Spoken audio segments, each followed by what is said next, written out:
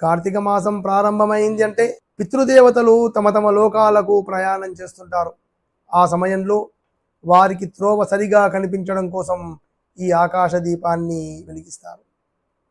ఈ దీపాన్ని వెలిగించే ముందు దామోదర మావాహయామి, త్రయంబక మావాహయామి అని ఈ దీపాన్ని వెలిగిస్తారు.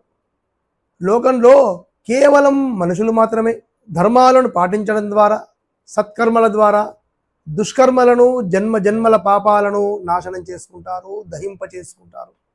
తక్కిన ప్రాణులన్నీ వచ్చిపోయిన జన్మను అనుభవించడం తప్ప సత్కర్మలు చేయలేవు. అలాంటి జీవులన్నిటిపై ఈ ఆకాశ దీపపు కాంతులు ప్రసరిస్తే శివకేశవుల హస్తం వాటిపై పడ్డట్టే, వాటికి రక్షణ లభించినట్టే, వాటికి మళ్ళీ జన్మ ఉండదు. కీటా పతంగా మశకాశ్చ వృక్షా జలే స్థలయే నివసంతి జీవా దృష్ట్వా ప్రదీపాన్ నచ జన్మ భాగినః భవంతి నిత్యం స్వపశాశ్చ విప్రః అంటుంది స్కాంద పురాణం. ఆకాశ దీపం వెలిగిస్తే ఆ కాంతులు పైన పడితే వేదనింద చేసే నాస్తికులు మరుజన్మలో వేదం చదివే అర్హత గల వ్యక్తులుగా పుడతారట, వేద ప్రచారం చేస్తారట.